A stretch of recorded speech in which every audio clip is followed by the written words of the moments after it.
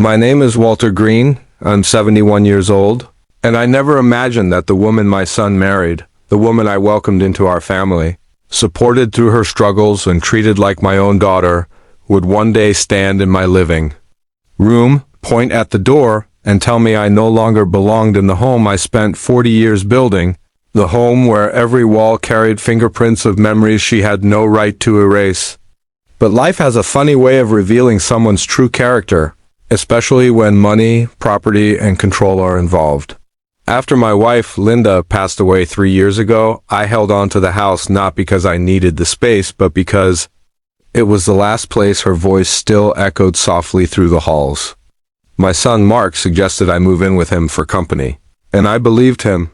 I truly believed he wanted me close, that he missed me.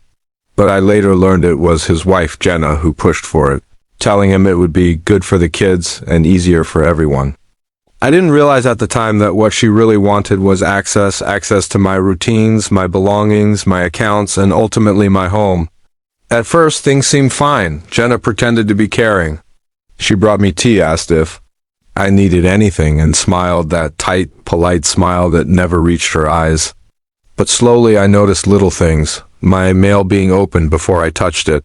My medications moved to different shelves, my personal papers reorganized without permission.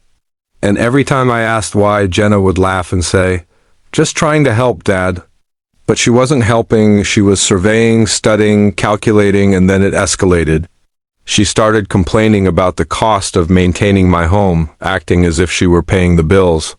She complained about my belongings being clutter, my habits being old-fashioned, my presence being stressful for the kids, even though the kids adored me. Then one afternoon, just as I returned from my morning walk, I overheard her on the phone in the kitchen, whispering sharply, "Yes, once he moves out. The house will be ours. The lawyer said it's just paperwork." In that moment, something inside me went cold. She wasn't just pushing me around, she was planning something, and she thought I was too old, too slow, too naive to notice. What she didn't know was that I had seen people like her before, long before she ever entered our family. People who smiled to your face while they sharpened knives behind your back. I didn't confront her right away. Instead, I listened, watched, and prepared.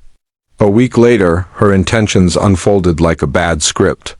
She walked into the living room where I sat reading, slapped a stack of papers onto the coffee table, and said, "Walter, it's time.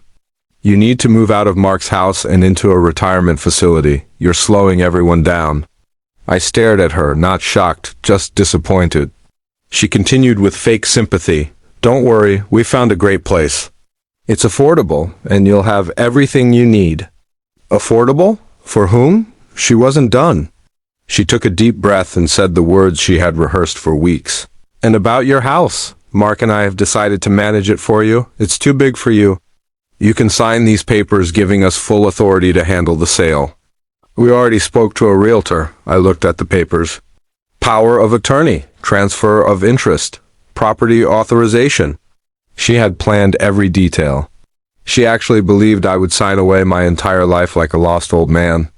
I closed the folder slowly and said, "Where is Mark?" She shrugged. "He's at work. He trusts me to handle this." So Mark didn't even know she was doing this today. Or worse, he knew but didn't have the courage to face me himself. Still, I didn't raise my voice. I didn't argue. I simply said, "I'll think about it." And that's when her mask broke. She slammed her hand onto the table and shouted, "No, you don't get to think about it. You sign now or you leave this house today." She pointed at the door like I was a stray animal she was tired of feeding. My hands tightened around the armrests of my chair, not from fear, but from the anger of a father who realizes his kindness has been mistaken for weakness.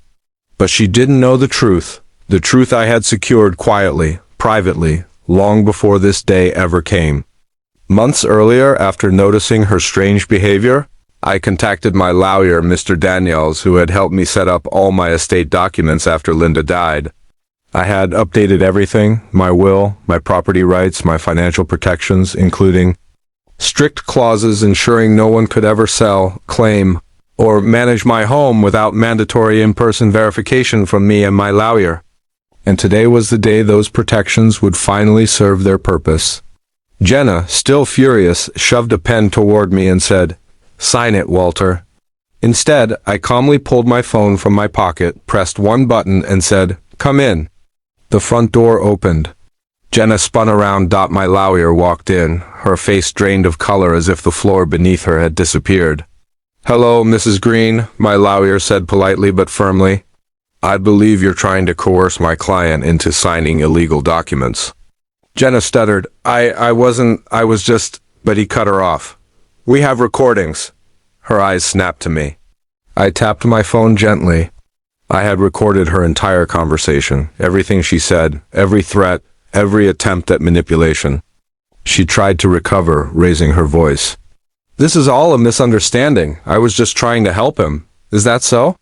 My lawyer replied, "Because the forged letter you sent to the realtor doesn't sound like help, nor does the private email you sent claiming you already had power of attorney."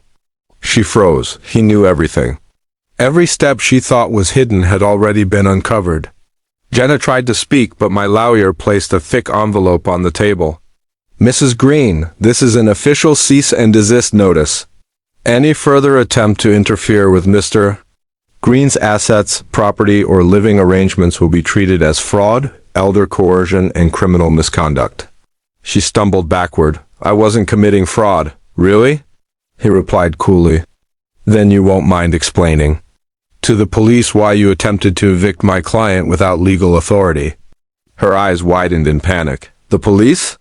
Right then, as if timed by a screenplay, the door opened again. My son, Mark, rushed in, out of breath, having received a call from my lawyer earlier.